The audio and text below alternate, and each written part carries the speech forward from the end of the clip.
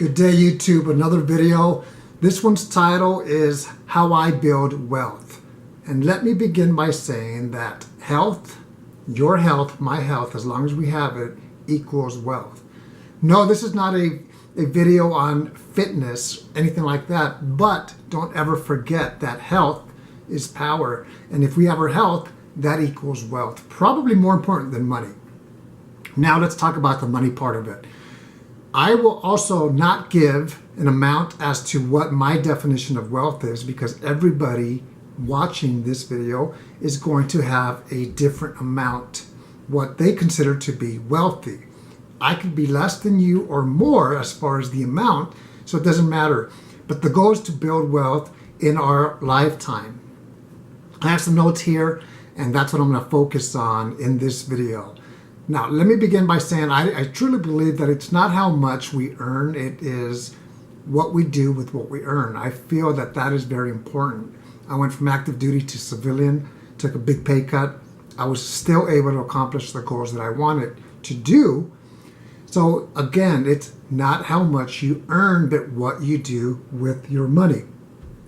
An important part of that is to spend less than you earn. If you spend your whole paycheck, you're going to live paycheck to paycheck, and I've been there before. Don't want to do that again. So that's like I'm very proactive.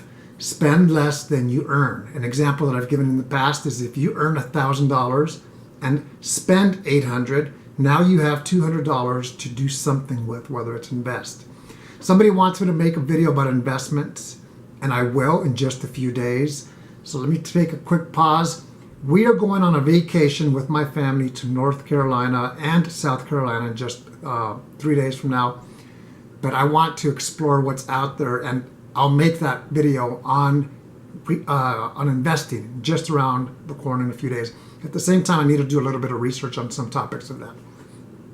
Now, going back to how to build our wealth, my wealth, your wealth, is debt. Debt to me is something I've had in the past, don't like it, and I don't plan on being in debt anymore. Right now I have a house mortgage down to $22,000 that'll be paid off, and I have one car note. And that's $6,000 that we owe. I could focus on that car, but I don't want to. My thing is I'm going after that big fish, and that's the house. Now, debt usually comes with interest, and debt is so easy for us to dive into, because if you want credit, especially as a service member or if you have a job, people are going to offer you credit in hopes that you pay the minimum.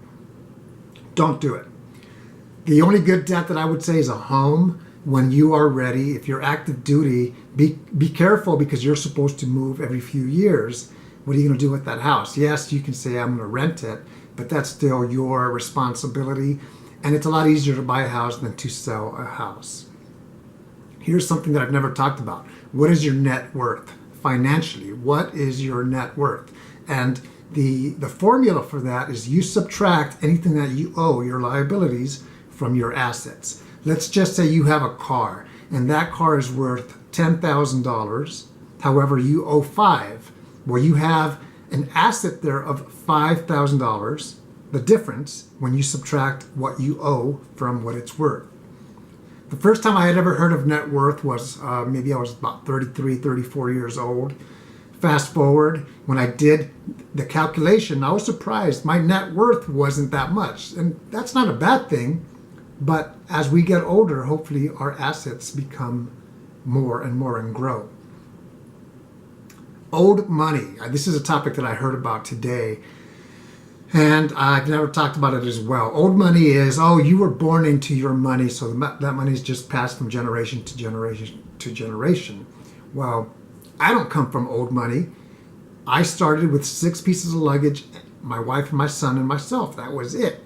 So I believe that's the good news, is if you don't come from old money, you can create your own wealth as long as you have a plan, a vision, and you're willing to work. And that's what this country is about. Now, if you are married, communication is key with your spouse on finances. You have to be on the same plan. My wife and I have not always been on the same plan. I've had to make adjustments since I'm the one that handles the finances. If she says something, we'll discuss it. I'll either agree, disagree, or work towards it, or we agree, disagree, excuse me. but we make it happen and make adjustments as needed. So your spouse, if you are married today, has to be on the same page, and you're not always going to agree. If you're single right now, but one day are married, keep that in mind. Here's another good thing. I am not a millionaire, and most likely will never be a millionaire, and that's the good news. I still live a great life, a balanced life, where I get to spend, I get to save, I get to invest. We're going on a vacation in a few days. That's already paid for, and we're going to have a great time. Vacations are needed, at least I think so. Have a solid plan A, but a better plan B, and if you need a plan C. If you know my story, I was active duty, then I was force shaped, which means the Air Force had a reduction in force, and that's where I took that pay cut. But we were still fine because my plan B was solid. The reserves allowed me to get that part-time job as well and to continue to serve, and it worked out for us. And now I'm on active duty again for the reserves. Balance in everything that we do is very important. If you're the type of individual that likes to get paid and you spend all your paycheck like I used to a long time ago, not good.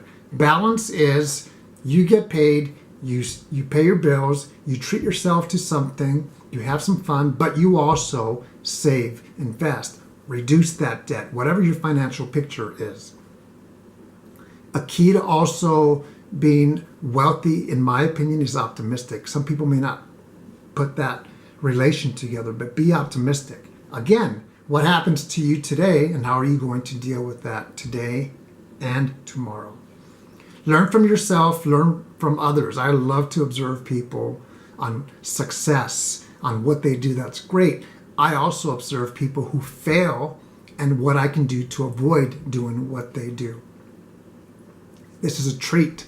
You may not see it as a treat, but it's okay to put off getting something sometimes. You don't always have to do that, but sometimes it's okay to wait because the individual wants instant gratification all the time. At what expense? Maybe is it debt? Maybe is it not saving? So it's okay to put things off sometimes. Be good to others. Simple reason of it's a good thing to be good to others. At least I think so. And those people, those treats in our lives, those people are going to be nice to us or good to us. So be good to them and they'll be good to us. Is that the case with everybody? Absolutely not. But you're going to find who those treasures are in your life that are important to you. When I say treasures, I mean people who you're going to treat them a certain way and they're going to do that for you as well. Those are treasures. Now, materialistic, we're here on this earth for a set number of years. You may have a lot of wealth and a lot of material things, but you know what? In the end, we're not taking that with us. So we are the stewards of those gifts for now because somebody is eventually going to take that, whether it could be your family, it could be your children, it could be somebody that you give it to, a friend. It's very important because of that reason to have an estate plan. And your community center on the military installation, Airmen and Family Readiness, Army Community Services, or Fleet and Family Support Center have classes or should have classes for estate planning, and it's free. Make sure you do that. I am guilty of not having an estate plan. I've communicated with my wife. Here's what I would like, but I got to get that in writing. So I have to take my own advice as well. Next thing is it's okay to buy used. You don't always have to buy new. When I was a civilian, a lot of the clothing that I would wear, professional clothing to work, I would say 70% was from thrift shops. Nobody ever knew that. And I don't care if they know that. I would buy it, wash it, dry clean, and wear it. Save a lot of money. I have some really good looking clothing. Another thing that I believe in to build your wealth is take care of what you have. I drive a 2001 car that's 15 years old, but I take care of it. It's clean inside and out. It has some dings from hail, from the storms out here, but it takes care of me. It's like that person. If you take care of that person's going to take care of you, just like that car. If I take care of my car, I know that that car is going to take care of me. Let me go over some things here as I wrap up. It's important that you have a plan to build your wealth. It's important that you're deliberate, meaning if you have a vision, now you're going to do all that work to get to wherever you want to. One thing that I'm going to throw in there that's kind of random is have a sense of humor. To me, I love to laugh and I have an odd sense of humor, and that's a good thing. That goes into the optimistic side. My wife likes to mess with me and she'll say that I'm not really that funny, and that's okay. She's probably right, but if I can make myself laugh, I'm going to have a great day every single day, a great moment. Confidence, very important, aside from humor. Now, let's be confident in what we do. If we don't have that confidence, how are we going to accomplish whatever it is that we want to do?